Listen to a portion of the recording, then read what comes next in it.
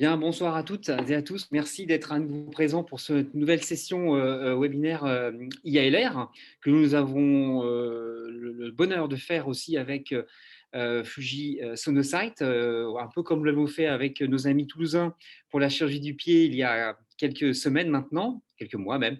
Donc là, on va faire un petit détour sur Paris. Nous allons trouver un autre binôme de Dr Frédéric Le Sachet d'un côté et Dr Xavier Ringeval de l'autre, qui vont aborder un thème très important, puisque c'est la chirurgie de l'épaule sous ALR. Le titre, vous allez voir, est très, très simple et aussi très provocateur, quelque part. C'est pourquoi ne pas faire simple. Donc, nous allons avoir ces deux orateurs brillants pour une petite demi-heure d'explication. Juste pour rappeler que l'épaule, c'est plus de 270 000 procédures par an. 75%, c'est de la chirurgie de la coiffe, à peu près 6-7% d'instabilité et 7-8% de prothèses de première intention, avec une grosse part de plus en plus importante pour l'ambulatoire, je parle pour les prothèses d'épaule, et des patients de plus en plus âgés. Donc les enjeux sont importants, c'est de la santé, c'est de la santé publique. Et donc je vais laisser de ce fait-là les explications pour la simplicité et de l'abord sous ALR, on va voir de la chirurgie de l'épaule. Donc nous aurons les deux orateurs qui vont nous faire un binôme, chacun leur tour. Docteur Le Sachet, docteur Ringeval de Paris. À vous, on se retrouvera après. Alors, bien sûr, les questions, vous les envoyez, je les collige, et à la fin de la session, bien évidemment, toutes vos questions, on va pouvoir les aborder avec les auteurs. Bien sûr, celles qui n'auront pas été répondues, celles qui auront été répondues, on n'abordera pas, j'aborderai celles qui n'auront pas été définies. Voilà, merci. Je vous souhaite une excellente topo à tout le monde. Un bon webinaire, à tout à l'heure. Merci beaucoup Christophe pour cette introduction. Alors on a la chance de ne pas être à Toulouse, mais malheureusement à Paris, mais la température est à peu près la même.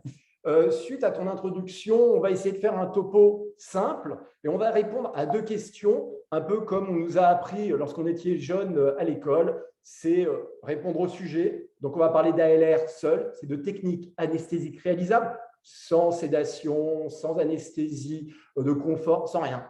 On fait une anesthésie loco-régionale comme on fait un bloc axillaire, comme on fait une tronculaire pour le pied. La même chose, on va aborder ça. Ça n'empêche pas que certains puissent y associer des sédations, mais nous, on va dire ce qu'on peut faire pour ne faire que de l'ALR. Et on va répondre à deux questions. Moi, comme m'avait appris ma maîtresse de CE2, c'est pourquoi, comment, et puis quand c'est l'heure de l'apéritif. Mettez-vous à l'aise. On va prendre la petite demi-heure pour tout vous expliquer. Moi, j'ai traité le pourquoi, et Xavier, c'est le comment. Il va tout vous expliquer sur l'anatomie, comment choisir votre bloc, comment faire votre bloc. Et moi, j'ai essayé de vous convaincre que c'est une solution, non pas alternative, mais qui doit être proposée dans un certain nombre de cas de façon prioritaire, en première intention. Alors, pourquoi? On a essayé de vous connaître. Donc, je vous demande de prendre votre téléphone. Vous voyez la diapositive, vous scannez le QR code. Vous allez avoir une carte des apéritifs. Vous choisissez celui qui vous correspond. Et on va essayer de voir ce que vous voulez boire. On le livre chez vous dans les 10 minutes. Je vous laisse voter. Où est notre Mentimeter? Hop là. Eh bien, allons-y. Vous êtes 7 connectés. On n'est pas là pour rien. Vous êtes 14. Je pense qu'on peut monter un petit peu plus. Anesthésie générale et ALR, 70% des répondeurs. Tu paries sur quoi? ALR seul, il y a quand même pas mal de gens qui savent faire. Ils viennent nous voir, mais je ne sais pas ce qu'on va pouvoir leur raconter. On va surtout s'adresser à tous ceux qui ne le font pas encore. Et puis peut-être partager nos expériences avec ceux qui le font déjà et avoir une lecture différente et des discussions au terme de cette présentation. Alors, 30 participants, je pense qu'on commence à avoir des tendances qui ne bougent plus. C'est comme les élections, les résultats définitifs seront donnés demain matin. Vous pouvez continuer à voter. Nous, on va basculer sur la présentation et essayer d'avancer un peu pour pouvoir vous libérer à un horaire décent. Alors, est-ce qu'on doit faire une anesthésie générale seule, puisque 10% des répondeurs ne font qu'une anesthésie générale pour la chirurgie de l'épaule? Ma réponse, elle est très claire. En l'absence de contre-indication à une anesthésie loco-régionale, il n'y en a quasiment pas. On ne peut pas faire une anesthésie générale seule. Pourquoi? Parce qu'on a des données qui sous-tendent le fait que d'associer une anesthésie loco-régionale est toujours supérieur pour la prise en charge de la douleur, que ce soit H1, H24, H48, avec ce papier qui a été publié en 2021 reprenant 14 études randomisées, quel que soit le bloc. Je dis bien quel que soit le bloc. Là, on parle associé à une anesthésie générale, que vous fassiez un bis, que vous mettiez un cathé, que vous fassiez des blocs suprascapulaires, des cathéters suprascapulaires, des suprascap plus des nerfs axillaires, quelle que soit la LR, quand vous faites une AG associée, c'est toujours supérieur à une AG seule. Et puis, pour revenir sur mes souvenirs d'école, il y avait les mathématiques à l'époque. Et dans les équations, quand il y avait la même chose de chaque côté de l'équation, je ne sais même plus comment ça s'appelle, on pouvait l'éliminer. Et ce qui nous restait dans les mains, c'était finalement l'anesthésie loco-régionale seule. Et tout au long des prochaines minutes, on va essayer de répondre à cette question. Est-ce que l'ALR seul est faisable? J'ai l'impression, parce qu'il y avait 20% des répondeurs qui faisaient de l'ALR seul pour la chirurgie de l'épaule. Est-ce que c'est bénéfique médicalement? Est-ce que ce n'est pas juste un délire de certains dans leur coin qui s'amusent avec des aiguilles? Et est-ce que ça correspond au concept dont tout le monde parle dans tous les congrès depuis 10 ans? Tu es allé voir la session RAC? Est-ce que tu as fait de la RAC? Est-ce qu'on fait de la RAC? Est-ce que le patient est RAC? Est-ce que ça correspond à un standard de la réhabilitation améliorée? Et puis, je voudrais penser à un de mes collègues qui était quasiment à l'âge de la retraite et qui a amélioré notre qualité de vie en disant « mais peut-être que l'ALR, en évitant l'anesthésie générale, tel Gaston Lagaffe, nous permettra de nous reposer un peu au long de la journée. » Et Xavier reviendra peut-être un peu sur les cadences et sur la facilité qu'on a avec l'anesthésie loco-régionale seule. Avant d'aller plus loin, je vous propose un voyage dans les années 80, un temps que je n'ai pas bien connu, mais pour comprendre pourquoi est-ce que ça paraît clair qu'on puisse faire de l'anesthésie loco-régionale seule. Il n'y a pas beaucoup de publications sur le sujet, mais on en retrouve dès 93.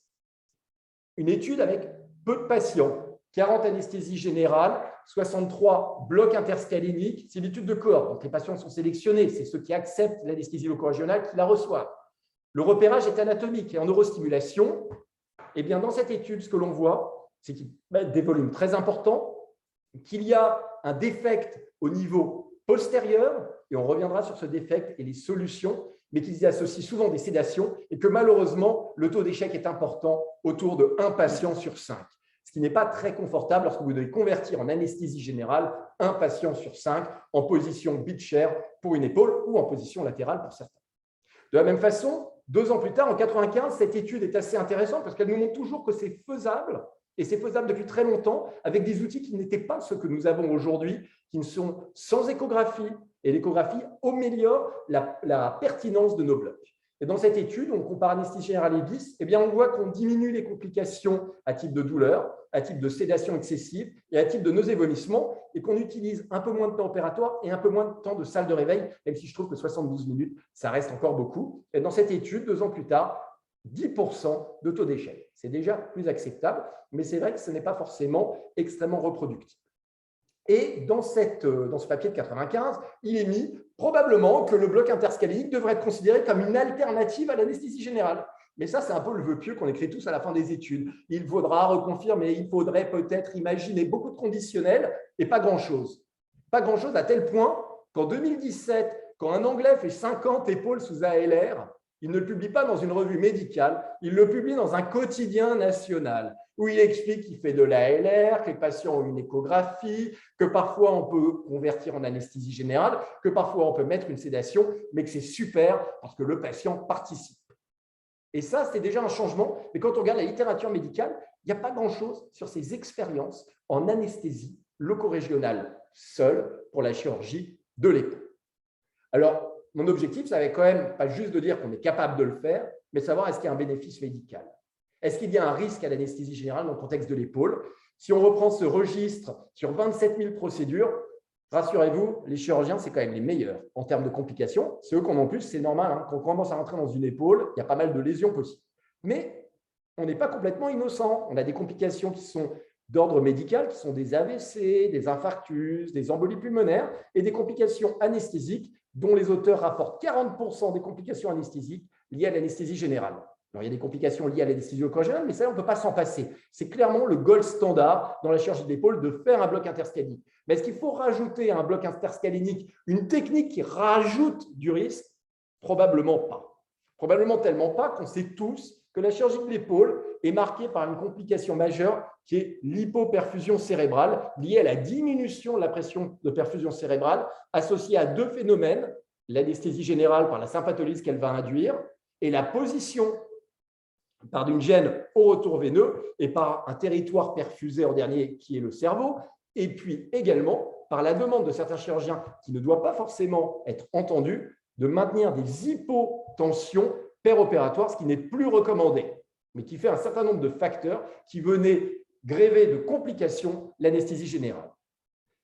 Est-ce que c'est réel? Est-ce que ça a été mesuré? Oui. Dans cette étude où on a comparé anesthésie générale versus anesthésie générale et anesthésie loco-régionale, on se rend compte d'une chose, c'est que dans tous les cas, la tension baisse, la pression de perfusion baisse, et d'autant plus lorsqu'on n'a pas d'anesthésie loco-régionale, où on a énormément de désaturation cérébrale péropératoire, plus de troubles cognitifs que quand on a une anesthésie loco-régionale, mais il y en a quand même lorsqu'on associe AG et ALR, et moins d'hypotension artérielle dès lors que l'on fait une anesthésie loco-régionale, ce qui s'entend parfaitement. Quand vous faites une anesthésie loco-régionale associée à une AG, vous stabilisez votre anesthésie générale, vous diminuez les stimuli nociceptifs chez vos patients. Mais ce qui est sûr, c'est que durant ces temps d'anesthésie générale, il y a des événements qui se passent au niveau de la perfusion cérébrale. En 2021, une étude où l'objectif tensionnel était élevé, 70 mm de PAM. C'est plutôt des objectifs ambitieux. Et bien, dans cette étude, lorsqu'on mesure la désaturation cérébrale, 43% des patients présentent une désaturation cérébrale pendant un temps d'à peu près 20 minutes et les facteurs de risque d'aggravation de fréquence élevée sont l'hypertension artérielle et la dyslipidémie, pathologie assez fréquente chez les patients opérés de l'épaule entre 50 et 70 ans.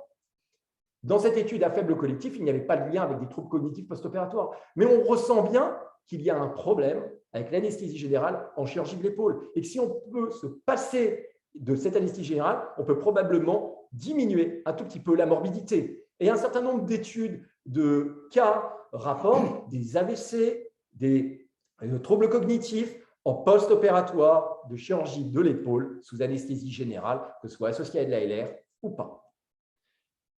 Est-ce qu'il y a un moyen de l'éviter? Simple. Alors, il y a des pistes de réflexion comme le remplissage vasculaire qui a été testé sur une cohorte randomisée de patients turcs pour essayer de voir si un remplissage vasculaire de 10 ml/kg, ce n'est pas juste un petit remplissage, un vrai remplissage pouvait permettre de limiter l'effet hypotensif, puisque cet effet il est quand même très important et très fréquent en chirurgie de l'épaule. Alors oui, ça marche. Est-ce qu'on fait tous des remplissages de 800 ml pour certains patients de 80 kg? Je ne pense pas. Et est-ce que c'est une bonne chose de faire des remplissages importants chez les patients? Je n'en ai pas de certitude. Mais ce qui est sûr, c'est qu'il y a une partie de la réponse à cette problématique qui est du remplissage vasculaire, probablement aussi des amines pour limiter la sympatholyse. Et puis, une autre équipe s'est intéressée à faut-il mettre des bas de contention pour limiter cette stase du retour veineux chez les patients les plus à risque, les patients obèses, qui sont souvent des patients hypertendus et dyslipidémiques. Et les conclusions de l'étude, c'est que ça ne marche pas, ça ne fonctionne pas. Et moi, j'ai envie de me poser la question avec vous ce soir, finalement, à tous ces auteurs qui se demandent comment est-ce qu'on peut améliorer les choses vis-à-vis des complications de l'anesthésie générale en chirurgie de l'épaule. Eh bien, peut-être que la réponse, c'est l'ALR seul. Mais là, j'espère vous avoir exposé le pourquoi. Mais à ce moment-là, pour ceux qui n'en font pas, vous dites oui, d'accord, c'est bien. Mais comment? Et c'est maintenant que je passe la parole à mon collègue de toujours, le docteur Rincheval. Xavier, à toi. Bon, ben, merci Fredo pour cette présentation très exhaustive et pour convaincre en tous les cas une partie des gens qui pourraient ne pas être convaincus. Donc, moi, je vais faire un petit peu le comment. Donc, on va essayer d'être assez pragmatique, pratique. On ne va pas tout redécrire. On va surtout mettre l'accent sur certains points, sur certaines techniques que vous connaissez et sur certaines petites astuces ou expériences qui permettent de rattraper. L'idée, quand même, c'est de rattraper un certain nombre de procédures qui étaient faites en anesthésie loco-régionale pure et qui montraient quelques petits échecs où on était obligé d'intervenir. Donc là, vraiment, le sujet du topo, c'est anesthésie loco-régionale sans sédation ni anesthésie générale. C'est ça le but. Alors, historiquement, effectivement, comme disait Fred, on avait parmi notre équipe un collègue qui était autour de la retraite et qui devait s'enquiller ses 10 ou 12 épaules dans la journée. Et qui avait dépassé de 15 ans l'âge de la retraite. Et puis justement, il commençait à peiner à faire son bloc interscalénique, son AG, son Becher, extuber son patient, recommencer l'autre et tout ça. Donc, il en avait un petit peu marre. Donc, on a commencé effectivement il y a 7-8 ans. Initialement, c'était sur des patients qui présentaient un petit peu des comorbidités, qui étaient plutôt contre-indiqués à une anesthésie générale. Et on a commencé à s'intéresser donc au fait de faire nos épaules en loco-rég. Donc là, on va voir vraiment trois points. on va préciser les petites choses pour qu'on parle à peu près tous des mêmes choses. Et en fin de présentation, je vous ferai passer un petit film de 3 minutes, c'est de ne pas vous endormir juste avant. C'est là où on verra un petit peu des images. Donc, on va aborder les 3 points qui sont le bloc interscalénique. On va préciser un petit peu ce que l'on appelle le bloc interscalénique et surtout, qu'est-ce qui permet de bien le faire. Ensuite, on abordera le bloc cervical superficiel. Là, également, on précisera un petit peu ce que nous, on considère comme ce bloc en faisant un petit peu une revue sur le net. Il y a quand même pas mal de choses qui sont écrites, toutes qui ne sont pas tout à fait justes, peu reproductibles et qui ne fonctionnent pas tout à fait. Donc, on va essayer de bien définir ce que l'on appelle le bloc cervical superficiel. Et ensuite, le 3e point qu'on abordera, rassurez-vous, ça va aller vite à chaque fois, c'est on s'est approprié le soft point. C'est un petit peu ce qui nous a fait basculer un petit peu vraiment vers le 100%. Bon, on va revenir. Donc, c'est les 3 points qu'on aborde l'un après l'autre. On va commencer donc par le bloc interscalénique. Alors, il n'y a pas à chipoter. Hein. En épaule, le bloc interscalénique, c'est du C5, C6. Ce n'est pas autre chose. On voit un petit peu de tout, on entend un peu de tout. Pour moi, c'est du C5, C6. Donc, moi, mon principal repère, c'est le scalène antérieur. Hein. Je me mets entre les 2 scalènes. On voit sur l'image de la sono-image sur la gauche, mon repère, c'est le scalène antérieur. Et on voit C5, C6 qui se retrouvent justement un petit peu en latéral. Généralement, je pose ma sonde au niveau de la parallèle à la clavicule, je béquille, je monte un petit peu, je pique toujours face au patient, chacun fait ce qu'il veut. Je vous donne juste, moi, comment je procède, avec point de ponction vers l'extérieur, donc de latéral vers médial. Et si jamais je fais l'autre côté, je change de main, je pique avec l'autre main, ce qui me permet d'avoir toujours un petit peu les mêmes images et mon aiguille qui vient toujours de la gauche vers la droite. Pourquoi? Tout simplement parce que quand c'est compliqué, j'aime bien ne pas avoir des complications supplémentaires, à savoir de quel côté je me trouve, à droite, à gauche, médial, latéral. Ça peut être source de confusion et surtout de non-efficacité. Donc, l'interscalénique, bloc de référence pour la chirurgie de l'épaule, quand même, en analgésie, c'est quand même le bloc de référence qui marche dans toutes les chirurgies de l'épaule, que ce soit les prothèses, les butées, les bancards, les résections et tout ça. Si vous aviez à faire une anesthésie combinée et un seul bloc à faire, c'est vraiment l'interscalénique qu'il faut faire. Par contre, quand on commence à aborder des procédures en ALR seul, là, on est un petit peu limité parce que quand on regarde, il y a quand même une partie du territoire qui n'est pas concernée, sur lequel nos orthopédistes travaillent. Et c'est justement, on a commencé donc en faisant juste des interscaléniques et quand même dans à peu près 3 procédures sur 10, ce qui n'est pas négligeable, on était un petit peu rappelé. Alors, c'était soit en tout début de procédure, soit en milieu de procédure. Le patient a mal, le patient est inconfortable, chirurgien rouspète, tout le monde n'est pas très bien. Donc, on a essayé de voir un petit peu, de s'intéresser aux parties qui échappaient à l'interscalénique dans la chirurgie de l'épaule. On a regardé un petit peu ce qui se faisait dans les autres centres et également, surtout, l'anatomie. Et en regardant l'anatomie, ah oui, non, ça c'est comment bien faire son bloc interscalénique. Ah oui, le bloc interscalénique, il ne faut quand même pas oublier qu'on est en échographie et que dans un nombre de cas non négligeable de cas, on a des petites variations anatomiques. Donc, quand vous avez votre interscalénique avec vos défilés des scalènes et puis vos 2 racines, n'oubliez pas quand même de faire un petit ascenseur juste au-dessus du scalène antérieur, parce qu'il n'est quand même pas rare d'avoir une petite racine, généralement c'est C5, qui se loge un petit peu au-dessus du scalène. Ce n'est pas très grave, mais si vous faites votre bloc en locorège pur, vous prenez C5 pour C6 et le C6 qui est sur le schéma de gauche, vous avez un bloc incomplet. Pas très grave en anesthésie combinée, parce qu'il y a toujours des moyens pour rattraper. Quand vous êtes en locorège pur, c'est un petit peu plus compliqué. Parfois même, en fonction de là où vous positionnez la sonde ou de véritables variations anatomiques pour l'interscalénique, généralement, c'est des femmes qui sont assez jeunes, grands coups, très peu de muscles, ça. Et vraiment, de façon très superficielle, vous avez C5, C6 qui se retrouvent au-dessus du scalène. Et ce que vous prenez pour C5, C6, c'est en réalité C7. Et là, c'est le pire, vous avez un bloc qui ne fonctionne absolument pas. Donc, interscalénique, bloc de référence, bloc pour les anesthésies combinées, mais en ALR, ça reste insuffisant. Donc, en regardant un petit peu les territoires anatomiques, on s'aperçoit quand même qu'il y a toute une partie, notamment autour de la clavicule, en intérieur, mais également au niveau de l'articulation acromioclaviculaire, et puis un peu sur le bourrelet, un peu sur le tendon du biceps, qui viennent d'une racine sensitive issue de C2-C4, qui est le nerf supraclaviculaire. Donc, on comprend bien que quand on fait uniquement un interscalénique, il y a toute une partie de la procédure qui échappe au territoire et qui n'est pas endormie.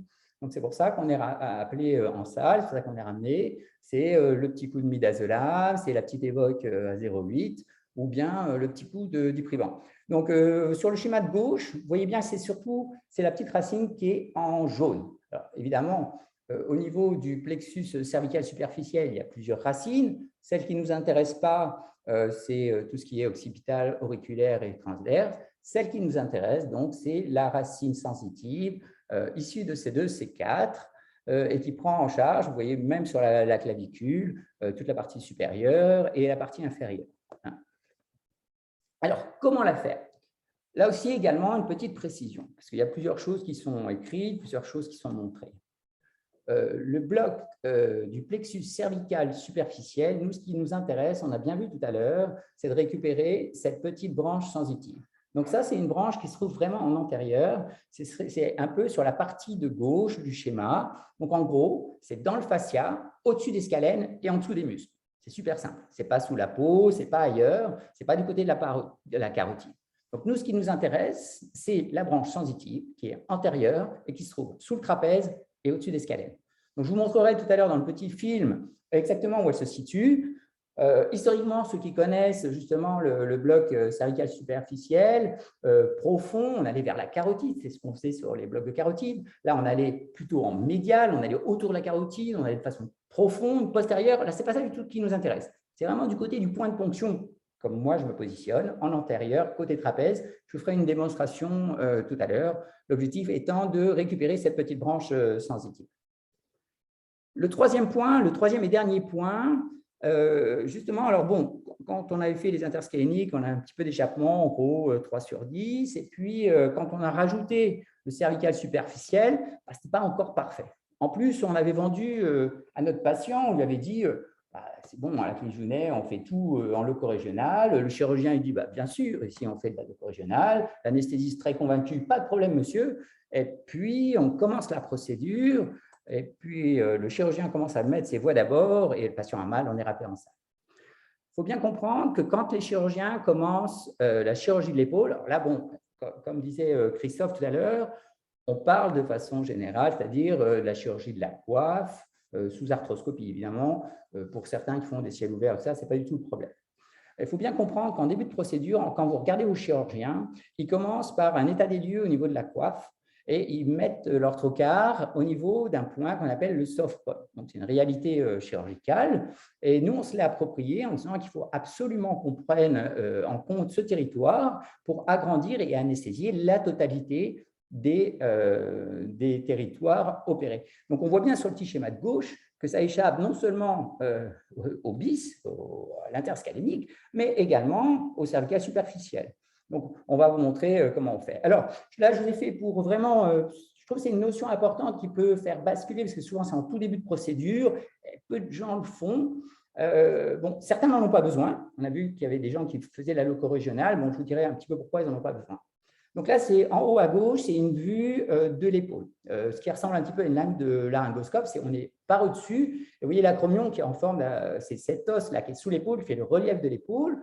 Vous avez en médial la clavicule et antérieure. Nous, ce qui nous intéresse, c'est l'acromion. Donc derrière, en fait, les chirurgiens, quand ils commencent leur procédure, ils abordent par derrière deux voies, les voies d'optique. Hein. Donc ça correspond un petit peu au niveau des flèches que je vous ai mis en bleu. Et donc, c'est ces voies-là, en début de procédure, pour faire un bilan des lésions de l'épaule par lequel ils commencent. Alors, on a beaucoup parlé, Fred et moi. Là, on vous a fait un petit film qui correspond un petit peu à ce qu'on fait. Alors, je prends comme je vous ai dit tout à l'heure, je prends mon point de ponction du côté du repère, je pose ma sonde le long de la clavicule de façon bien parallèle et je déquille. Je remonte un petit peu, je fais un petit ascenseur à peu près de 5 cm. Ce qui donne en image sonographique, on déplisse, on met en perspective L'interscalénique, là qu'on voit avec les racines, mon repère que je vous disais tout à l'heure, le scalène antérieur, le scalène moyen, et puis C5, C6. On a au-dessus les deux muscles dont on parlait. Je raccourcis un petit peu mon champ de dispersion des ultrasons pour avoir une meilleure résolution et je pique. N'oubliez pas, piquez pas trop près, avec l'aiguille vraiment parallèle à la sonde, de façon à bien visualiser votre aiguille. Là, je fais progresser la sonde et puis la façon de tenir la seringue. Donc là, on voit, on a l'aiguille. Alors bien sûr, c'est dans le champ, on s'approche un petit peu, on fait de la ropidissection. Bon, ça, on va pouvoir parler un petit peu. On a les deux racines C5. Vous voyez que j'ai un petit peu de mal à passer au-dessus. Tout ce qui diffuse en noir, eh ben, c'est le produit d'anesthésie locale. Hop, une petite injection périnerveuse, je me recule, pas de problème, je suis en visualisation de l'aiguille. Donc là, j'imbibe toutes mes racines. Alors devant, derrière, ça c'est des débats, chacun se fait son idée. Moi personnellement, je fais le tour de tout. De toute façon, on a 100% de paralysie diaphragmatique homolatérale. Donc peu importe, je mets un volume suffisant, environ à peu près 15 cc. Pour ceux qui me poseraient comme question, oui, si tu mets un cathé, où est-ce que tu le mets? Ben voilà, c'est très simple, je vous l'ai fait en live, c'était juste pour vous. Je passe simplement entre C5 et C6, puis si j'ai un cathé à mettre, j'en mets vraiment très très peu. C'est à peu près à ce niveau-là que je vais le faire. Donc là, on voit bien que mon interscalénique, ben voilà, il est imbibé, il est fait, pas de problème. À ce moment-là, on va réaliser, donc là, c'est la façon de tenir. Vous voyez le petit béquillage pour visualiser tout le temps l'aiguille. On est in plane, on vérifie tout le temps l'injection de produit, qu'on ne soit pas dans un vaisseau. C'est pour ça qu'on voit le produit diffusé. Ce que je vous disais, entre les muscles et les scalènes. Alors, on va considérer mon scalène antérieur, mon scalène moyen toujours, et au-dessus, mon trapèze sur la gauche et mon sternocléidomastoïdien sur la droite. Donc, le fascia, c'est bien ce qu'il y a entre les deux. Je viens de finir mon interscalénique, je me recule un petit peu, et puis je commence. Vous voyez tout de suite, là, sur votre gauche, on voit bien qu'il y a des racines. C'est ça, c'est ces racines, c'est ça ce qu'on cherche. Donc, c'est ça, ces racines sensitives. Vous n'avez pas besoin d'aller trop loin. Vous faites juste au-dessus du scalène moyen et au-dessus du scalène antérieur, et vous progressez. 4-5 cc, je ne sais plus combien on a mis, 5 cc ou 4 cc, mais ça suffit. On a notre objectif et on a récupéré une partie du territoire qui est autour de la clavicule, en antérieur, au niveau de l'articulation acromioclaviculaire. Je vous dessinais, alors bien sûr, il ne faut pas le dessiner à chaque fois. Je l'ai dessiné pour avoir la vue sur mon patient très collaboratif. Donc, c'est ça l'acromio. Hein, okay, et donc, on palpe le bord postéro-latéral. Donc, c'est ici avec mon index. D'accord. On fait 2 cm en dessous et en médial, en gros, un gros pouce. Et vous faites simplement une petite traçante. Pas besoin de mettre énormément de volume. Vous mettez 2-3 cc. Si vous restez de la ropie, vous mettez de la ropie. Si vous voulez faire des mélanges bicarb, xylo, tout le monde est libre, chacun s'en fait, vous êtes tous des experts, donc peu importe.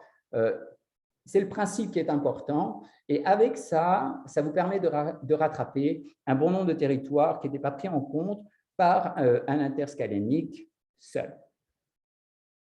Donc, voilà, je vais faire un petit peu la partie pratique. Je vais laisser Fred continuer, qui adore tout ce qui est parcours et tout ça, puis vous montrer encore une petite vidéo très courte pour vous montrer comment mettre en application en pratique, quoi. Ce qui nous paraissait essentiel, c'était clairement d'avoir une sorte de justificatif médical pour pouvoir développer ces techniques en ALR, d'avoir le comment avec quelque chose de très pratique à mettre en œuvre dans nos blocs opératoires au quotidien. Mais ces techniques ne doivent pas être des techniques pour la technicité. Elles doivent être intégrées dans des parcours, que ce soit en amont ou en aval. Et on va voir assez rapidement ce qu'on peut permettre de faire en aval. Mais avant cela, je vais vous demander de rebasculer, pardon, de reprendre le QR code d'abord. Pardon. Tac. Trop fort. Non, j'ai pas partagé. J'ai été trop vite. Voilà, de reprendre le QR code et on va basculer sur le Mentimeter. Je vous laisse 2-3 minutes pour réussir à le scanner et on repart sur le Mentimeter où on va avancer à la question suivante. Tac et tac. Est-ce que vous pouvez me répondre à ces questions? On va prendre un tout petit peu de temps. C'est des éléments de parcours que l'on va retrouver dans la chirurgie, alors pas que dans la chirurgie de l'épaule, mais qu'on va pouvoir discuter dans cette chirurgie de l'épaule et qui nous semble important parce qu'il y a probablement un certain nombre de choses à implémenter dans nos parcours. Si on change nos techniques, qu'on enlève l'anesthésie générale dans un certain nombre de cas, on ne peut pas rester sur des parcours comme en anesthésie générale. Et on verra les points un peu importants que l'on peut développer. Alors, il faut que vous, si vous êtes d'accord, c'est strongly agree. Si vous n'êtes pas d'accord, c'est strongly disagree. Est-ce que la chirurgie, on parle surtout de la chirurgie de coiffe, doit être plutôt faite en ambulatoire? Est-ce que vous êtes plutôt d'accord? En hospitalisation conventionnelle, est-ce que vous êtes plutôt pas d'accord? Avec un cathéter périnerveux, en shuntant la SSPI, c'est-à-dire en ne passant pas en SSPI après une anesthésie locorégionale seule, puisqu'il y a une obligation lorsqu'on a eu une anesthésie générale ou une sédation, dans un parcours debout bloc-opératoire, avec une prémédication anxiolytique. Est-ce que vous êtes d'accord qu'il faille faire une prémédication anxiolytique à ces patients? Est-ce que vous pensez que c'est bien ou pas? Et est-ce qu'il faut une prémédication antalgique? C'est un peu avoir une photographie de où on en est actuellement dans la réflexion et dans le ressenti finalement de gens qui sont intéressés par un webinaire d'anesthésie locorégionale sous échographie, d'échoguidage. Donc, qui garantit un taux de succès largement supérieur à ce qu'on pouvait faire avant en anatomie ou en neurostimulation. Et donc, c'est assez intéressant. Alors, vous n'êtes que 30 à répondre alors que vous êtes 160. On va passer de nouveau à la présentation, mais on voit bien que la plupart d'entre vous voient de l'ambulatoire, ne sont pas tout à fait d'accord sur le shunt de la SSPI pour les épaules, mettent des cathéters périnerveux, ne mettent pas trop de prémédication anxiolytique, mais on n'arrive pas à zéro. Donc, il y en a qui pensent que c'est encore une bonne chose. Et puis, dans un parcours debout au bloc opératoire, ça, c'est super. C'est un élément qui nous paraît très, très important de commencer à alléger le parcours et de l'alléger sous la forme de patients debout.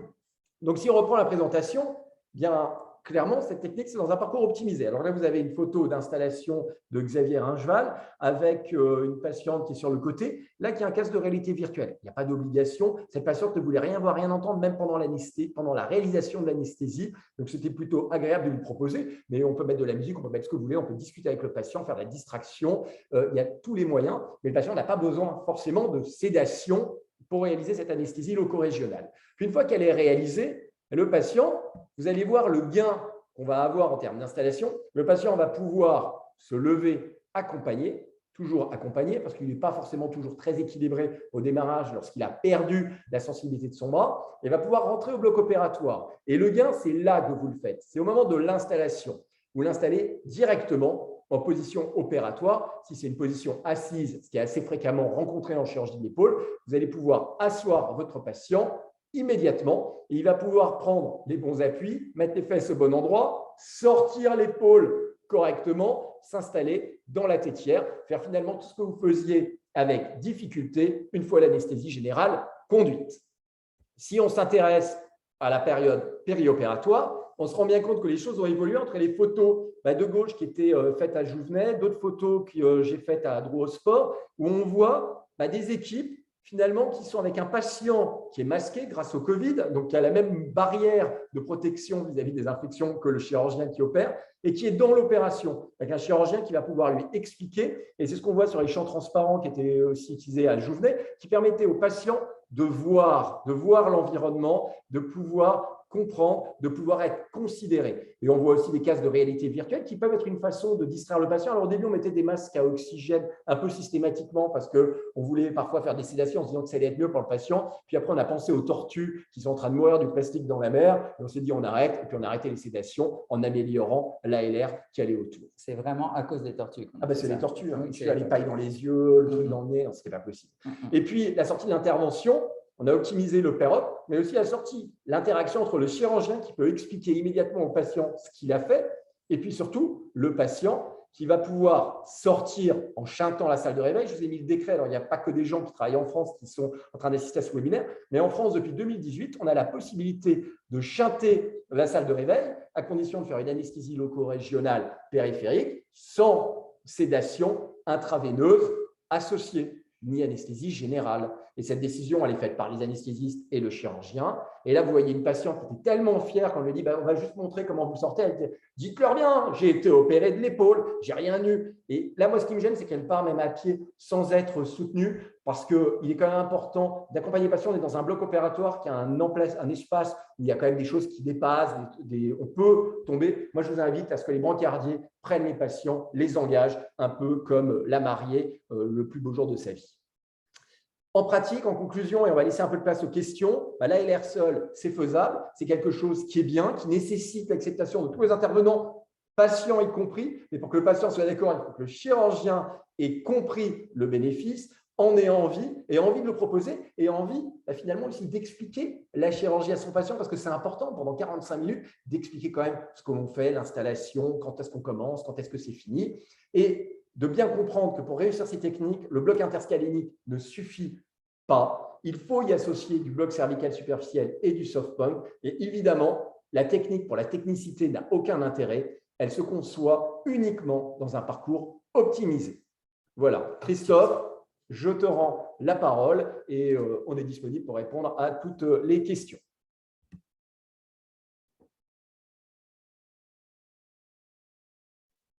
On les a tous entendus. Merci beaucoup à vous deux pour ces précisions, ces explications. C'est clair, très net, très didactique et vif, mais ça, on n'en doutait pas. Ça allait être comme ça, comme topo. Merci beaucoup à vous deux. Très bien documenté. Alors, effectivement, on a quelques questions, quelques infos. Des questions sur… En fait, les choses qui surprennent beaucoup les gens de la LR. Alors, pour avoir pratiqué beaucoup la LR dans les fin des années 90, pour les chirurgies de l'épaule en particulier, avec souvent une sédation, on avait effectivement des événements hémodynamiques qui étaient quelquefois un petit peu difficiles. Et donc, souvent, on a été amené à faire des AG ALR. Après, on est revenu un peu en arrière. On revient un peu comme ce que vous faites actuellement. Il y a deux attitudes. Est-ce que vous, chez vous, vous êtes tous en beach chair ou est-ce qu'il y en a qui font aussi du latéral, en déguste latéral? Chez moi, c'est que du beach chair. Chez moi, Xavier, c'est les deux. C'est les deux. Ça ne change pas grand-chose, en fait, parce que c'est vraiment les territoires qu'il faut atteindre. En fait, avec le BIS, on a une partie du territoire et qu'on récupère avec les deux autres.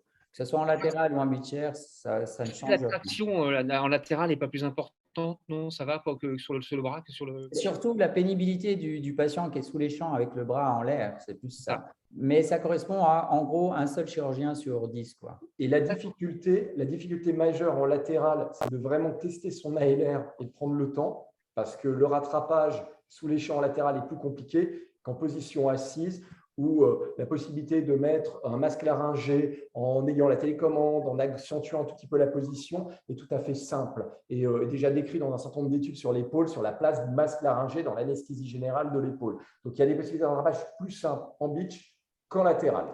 Très bien. Parfait. Il y a une question que j'ai aperçue et pour laquelle j'aimerais vraiment rebondir un tout petit peu. L'un des gros avantages, en plus de ce qu'a décrit Frédéric, c'est quand même en low-corrège, on travaille avec une tension sans gêner le chirurgien à 80 de PAM, quoi, en fait. On est à 12 de systolique et ça, c'est un phénomène, c'est-à-dire qu'ils arrivent à travailler, on n'est plus obligé de faire d'hypotension, de descendre vraiment très bas. Et donc, ça, c'est vraiment quelque chose qui n'est pas tellement étudié, mais en loco-régional, on a notre tension qui est normale, quoi, qui a 120, 80. Et ça, pour les patients fragiles ou pour les patients, il y a quand même un retentissement et quelque chose d'assez important. On n'a pas la sympatholyse du bas du corps, obligé de plomber complètement les patients et à travailler à 80. En loco-rég, on travaille à tension normale, quoi. Ça, c'est un énorme avantage, à mon avis, qui est sous-estimé et sous-étudié. Et sans gêner le chirurgien, on est d'accord? Sans gêner les chirurgiens, bien sûr, sinon ça n'a pas de sens. Voilà, je reviens là-dessus parce qu'effectivement, il y a à la fois du bas débit, il y a à la fois de l'hypotension, il y a à la fois de l'autorégulation perturbée, tout ça, c'est difficile à savoir. Quid sur une question, un patient obèse, plus ou moins apnée du sommeil, méconnu ou connu, votre positionnement sur la LR sol, c'est probablement quelque chose de plus intéressant que l'AG plus ALR, d'accord? Il y avait une très belle étude qui avait été publiée par l'équipe d'Alain Delbos, parce que ça répond à deux questions. Peut-on faire du BIS chez des patients en surpoids? Je pense à des BMI autour de 35, supérieur à 35. Ce qui a été montré, c'était que ce n'était pas le problème de la réalisation du BIS et de la tolérance immédiate, c'est que souvent, il y avait une hypoxémie post-opératoire autour de 90, 93 de SAT nécessitant un peu d'oxygène la première nuit qui faisait convertir l'ambulatoire en hospitalisation conventionnelle. C'est ça le risque principal. Sur des patients obèses, ça ne pose pas de souci à condition de bien maintenir la position demi-assise. Dès que vous allongez un patient, c'est pour ça que souvent les BIS, on les fait en 30 degrés et les installations sur la table, on les fait directement assises, quel que soit le profil des patients, parce que pour les patients, plus ils vont être pléthoriques, plus la position allongée va être compliquée à ressentir. C'est-à-dire qu'ils vont désaturer, mais ils vont surtout avoir une dyspnée ressentie extrêmement forte. Et ça, c'est vraiment très concret, c'est vraiment de tous les jours. C'est-à-dire que le fait de le piquer quasiment semi-assis, mais de le laisser assis. Parce qu'en fait, ce qu'on faisait avant, c'est qu'on faisait un biche chez quelqu'un qui était en surpoids ou obèse, on l'allongeait pour faire l'âgé et c'est là où ça se passait mal. C'est là où il ressentait toute cette gêne et tout ça. Alors que là, sur un patient obèse, bon, de toute façon, on a 100% de paralysie diaphragmatique, donc ce n'est pas le problème. Mais chez un patient obèse, on le pique à 30%, il marche pour aller jusqu'à sa table et il reste assis. Et en fait, on n'est quasiment pas gêné. Sur une année, il y a peut-être, sur 1500, on en a peut-être 3 qui ressentent vraiment une gêne ressentie pour lequel on est amené à les conserver, à chanter l'ambulatoire, à conserver en réveil et tout ça. Et pour cela, c'est une des rares indications où on garde, par exemple, les cathéters, enfin, pour ce qui me concerne, peut-être pas pour Fred, mais pour moi, ce qui me concerne. C'est-à-dire que quand on a une suspicion de mauvaise tolérance au bis, on met un cathé, on fait un bis à l'axillo, le temps de le faire, le temps d'installer, le temps de faire la chirurgie, il reste encore quoi? Et en gros, on a pour 1 heure encore de tolérance, on le surveille en salle de réveil. S'il tolère, eh bien, on réinjecte par le cathé de la ropie et puis il sort en ambulatoire. S'il ne le tolère pas, on passe en combiné, en multimodal. Il reste 1 heure à tenir, on fait un peu de BIPAP, on reste bien assis, surtout très, très, très assis, mais vraiment à 90 degrés. Et puis, on le garde en hospice et on le surveille. Voilà, c'est ça notre procédure. Alors justement, pour rebondir sur le bloc, est-ce que vous êtes fait que du bis comme vous le faites ou est-ce que vous alternez quelquefois des blocs un petit peu plus distaux pour changer un petit peu? Est-ce que vous pensez que c'est une solution aussi efficace que le bis ou pas? Alors ça, c'est très clair. On a tous, enfin moi, les données de la littérature, elles sont très claires sur, si on parle de bloc interscalénique versus les nerfs axillaires, les substances cap, ce n'est pas aussi efficace. Ça a un effet d'épargne morphinique, mais bien moindre que le bis. Le bloc qui pourrait être plus distal, qui est le bloc susclaviculaire, en réalité diminue un tout petit peu l'incidence de la paralysie diaphragmatique, mais tellement peu, l'amenant de 99% à 50%, que ce n'est pas prédictif. On ne peut pas prédire si le patient va avoir la dysfonction ou pas. En faisant un bloc susclaviculaire, en réalité, on fait quasiment un bloc interscalénique. En faisant un interscalénique, on a une diffusion susclaviculaire. Donc, c'est quasiment le même entité. Et le bloc susclaviculaire permettrait aussi de faire ces anesthésies locangéales seules, parce qu'en réalité, on vient recouvrir les racines C5, C6, ça va diffuser en bis. Quand on fait l'ascenseur sur notre injection, on voit bien la diffusion du produit. Donc, ces deux blocs sont similaires. Les blocs vraiment plus distaux ne sont pas possibles en ALR seul et n'ont pas du tout le même bénéfice qu'analgésique. Alors, moi, je serais vraiment encore plus dogmatique. Si on parle du suprascape et de l'axillaire, ça ne marche pas. Ça ne marche pas déjà parce qu'en tous les cas, en analgésie, c'est déjà vraiment complètement insuffisant. En plus, si on aborde le suprascape par voie antérieure, eh ben, on a 100% de paralysie diaphragmatique, au même titre que les supraclaviculaires. Donc, faire un suprascape à l'antérieur, vous avez les complications. Vous n'avez pas une analgésie parfaite. Et généralement, quand on aborde l'axillaire, on ne fait qu'une branche des deux. Franchement, si on veut une technique reproductive fiable pour 100% des patients, ça ne fonctionne pas. Tant plus qu'il y a une partie du nerf pectoral qui a une branche sensitive quelquefois qui peut même monter sur l'épaule. Et donc, plus on est proximal, effectivement, plus on sera efficace. Ça, c'est une évidence. Il y a le pince costoclaviculaire qui peut a été proposé aussi, mais là, ça rentre dans le un peu touchy pour l'ambulatoire. Pour les prothèses d'épaule, comment vous pratiquez habituellement? Alors, les prothèses d'épaule, globalement, tout dépend. Pour la majorité, pour 90%, ça y est, je l'ai placé. Pour 90% des prothèses d'épaule, ils ont besoin d'un peu de curare pour une fois qu'ils ont subluxé en fin d'intervention. Donc, le curare sur la LR seul, je laisse à chacun le choix de le faire. Donc, globalement, pour les prothèses d'épaule ou les butées sous arthro, c'est un petit peu compliqué. Donc là, nous, on a voulu parler de 90% de la chirurgie. On peut faire, en termes de couverture, d'analgésie et d'anesthésie, une prothèse, mais là, il faut que le chirurgien soit d'accord. Il faut avoir une personne très peu musclée pour lequel on fait une incision un petit peu plus grosse, pour lequel on peut subluxer avec très peu de muscles, très peu de réparation au-dessus, et on est tout à fait dans les territoires.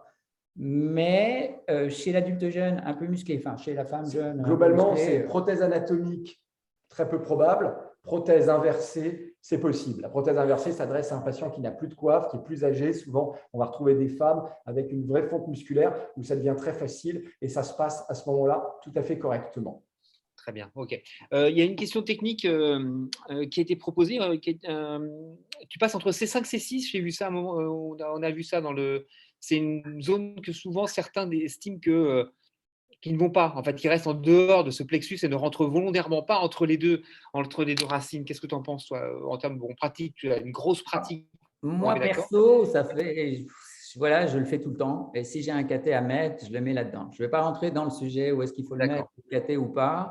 J'ai entendu qu'il y avait peut-être des petites ramifications, tout ça. Il faut quand même voir, c'est des tuyaux qui sont assez loin éloignés entre les deux. Je passe quasiment toujours entre C5 et C6, parfois pour injecter derrière. C'est beaucoup plus pratique. Et puis comme ça, j'ai vraiment une couverture totale de mon plexus. Ça ne me pose aucun problème. Le seul truc, c'est que si on met des catés, bon, ça c'est une petite précision technique, si on met des catés, il ne faut pas oublier que maintenant les nouveaux catés sont souvent multiperforés. Donc si vous mettez un caté à ce niveau-là, que vous êtes in plane, il faut vraiment un caté perforé au bout. Si vous mettez un multiperforé, vous avez la moitié qui va dans le scalène moyen. Donc voilà, c'est un petit truc, mais souvent, il faut acheter des catés un petit peu antérieurs, moins chers, d'avant. Ils sont un peu déçus, les fournisseurs de catés, mais généralement, il faut qu'ils soient vraiment perforés à l'orifice. Mais honnêtement, à part l'obèse où je fais cette espèce de technique dite technique d'Émilie où on met un caté et de l'axilo, moi, j'en mets plus. On n'a pas parlé de produits, mais bon, ça, chacun fera ce qu'il veut. C'est marqué partout. Moi, perso, je suis à la Ropi 5 tout le temps et Dexa périnerveuse et j'ai 25 heures d'analgésie. Fredo, c'est plus la Dexa intraveineuse. Chacun sa pratique. Il y a plein de sujets là-dessus. C'est pas le sujet ce soir de l'aborder.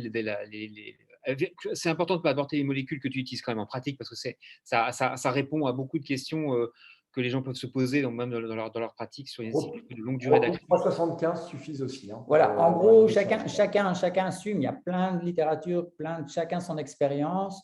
Fred, c'est la 0,375. Moi, pour tout, c'est la 0,5. Voilà, chacun fait ce qu'il veut. Et en gros, 2 molécules, la Ropi, ou ça peut être la Chiro pour ceux qui utilisent la Chiro, et l'axilo dans les tests de tolérance pour une procédure courte. Parce que voilà, on a 3 heures et comme ça, si le patient est gêné, bon, on a une solution de sécurité, quoi.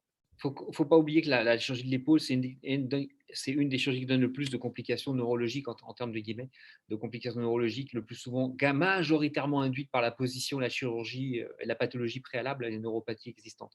L'ALR est excessivement peu imputable parce qu'il y avait une question à ce sujet-là. Je pense que dans votre pratique, vous en faites énormément. Ce n'est pas du tout un obstacle dans votre équipe médico-chirurgicale de proposer d'emblée de l'ALR pour la chirurgie de la coiffe.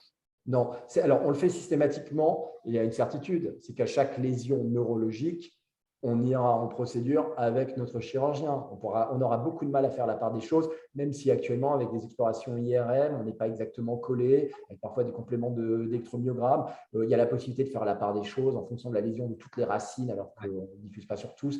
Il y a quand même une part d'analyse des dossiers qui permet de savoir qui pourrait être responsable. Après, on est dans du problème assurantiel, mais quand on voit le bénéfice de générer une prise en charge où la douleur est bien contrôlée, la douleur aiguë est le lit de la douleur chronique. Un patient qui a une douleur chronique qui ne reprendra pas le travail, ça va être aussi une problématique majeure.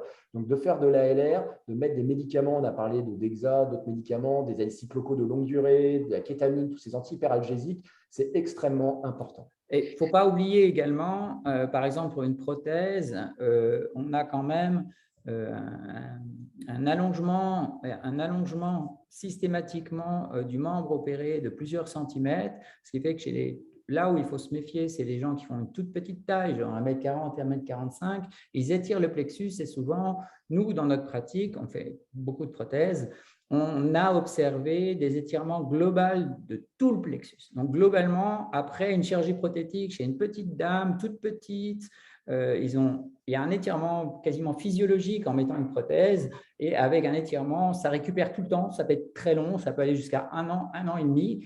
Mais majoritairement, ce sont des étirements liés à la traction et à la chirurgie. Il y a notamment une revue dans la RAPM aussi qui prend… Alors là, c'est monstrueux si vous lisez ça. Le nombre de complications, même sous arthroscopie, en fonction des voies d'abord, que ce soit les deltopectorales, les antérieures, sur les côtés et tout ça, il y a une variabilité. Il y a presque 4,5% de complications neurologiques pour les arthroscopies sans loco-régional. C'est ce que je voulais dire en fait. C'est qu'en fait, la chirurgie de l'épaule, c'est vraiment la chirurgie qui est associée à ces problèmes, mais qui ne doivent pas être une contre-indication, enfin en tout cas dans une équipe entraînée et avec l'échographie et avec les techniques visuelles, avec une technique bien réalisée, bien évidemment, une coopération du patient. Je dois revenir un petit peu sur…